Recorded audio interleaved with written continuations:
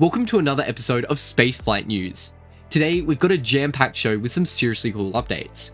We'll talk about the latest Crew Dragon mission to the ISS that got a little extra attention thanks to some whole rescue drama. Then, Firefly Aerospace's Blue Ghost 1 just wrapped up its successful lunar mission. And, to top it all off, we'll be starting today's episode with Starship Updates galore. All that and more, right here, right now. I'm Connor, and this is your Spaceflight News.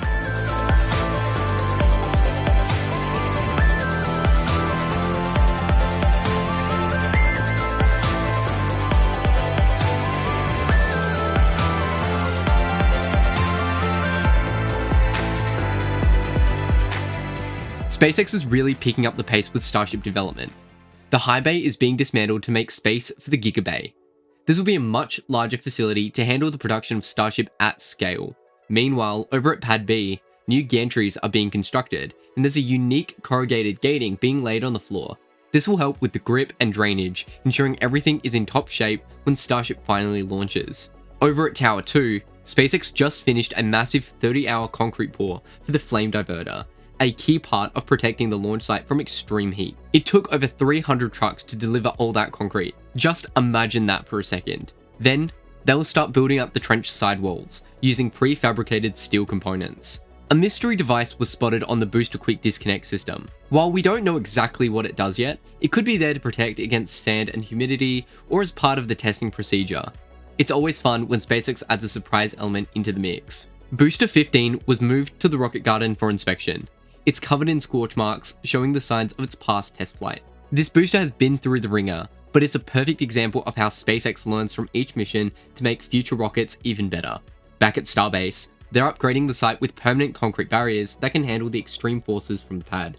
Plus, SpaceX is making big improvements to its fluid infrastructure, cranes, and corrosion control, because the coastal environment can be brutal on equipment. In terms of production, Ship 37 rolled out incomplete, missing heat shield tiles and flaps.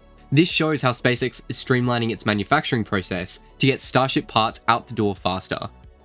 Meanwhile, Ship 36 is getting into position, so things are moving very quickly. Looking ahead, SpaceX is aiming for Mars mission by 2026, with humans landing as possibly as early as 2031. But there are huge milestones to hit first, like orbital refueling, catch and reuse validation, and long-duration life support. The plan is to send multiple tankers to orbit to fuel the Starship, so it's going to take a lot of work to get there. But the goal is absolutely in sight. SpaceX is charging forward, and Starship's journey to Mars is getting closer and closer every day. We can't wait. Now onto news this week. First up, a Crew Dragon launched a new crew to the International Space Station on Friday night. A Falcon 9 lifted off from Kennedy Space Center at 7:03 p.m. Eastern, carrying the Crew Dragon spacecraft Endurance on the Crew 10 mission. This mission included astronauts from NASA, JAXA, and Roscosmos, and the spacecraft docked with the ISS Sunday at 12:04 a.m. Eastern. Although this was a routine crew rotation mission, it gained attention because it's being seen as a rescue mission for NASA astronauts Suni Williams and Butch Wilmore, who've been stuck on the ISS for over 9 months. There's been some back and forth about whether NASA could have brought them back sooner, but NASA officials said that timing was the best option and that this had been planned for months. Then, on Tuesday, a Crew Dragon returned 4 people from the ISS as part of the Crew 9 mission. The Freedom spacecraft splashed down off Florida at 5:57 p.m. Eastern. Returning were NASA astronauts Nick Hague and Roscosmos cosmonaut Alexander Gorbanov, both of whom launched to the ISS last September. Next up, Firefly Aerospace made history this week with the successful completion of its Blue Ghost 1 lander mission on the moon. The lander met all of its objectives, including returning lunar science data and stunning images of an eclipse as Earth passed in front of the Sun. Blue Ghost 1 carried 10 NASA payloads, helping Firefly advance lunar exploration. In an interesting twist, a Russian government official announced plans to meet with Elon Musk soon to discuss Mars exploration. Kirillov Dmitriev, the head of Russia's direct investment fund, said the meeting would focus on potential cooperation for missions to Mars. We're not sure if Musk will attend as SpaceX CEO or in another role, but it's definitely something to keep an eye on. Finally, the European Space Agency released its first batch of data from the Euclid Space Telescope. The data, carrying 26 million galaxies across 63 square degrees of sky, will help scientists understand dark matter and dark energy. Meanwhile, the Dark Energy Spectroscopic Instrument released results showing the dark energy might be weakening over time, which could mean the universe's expansion will eventually slow.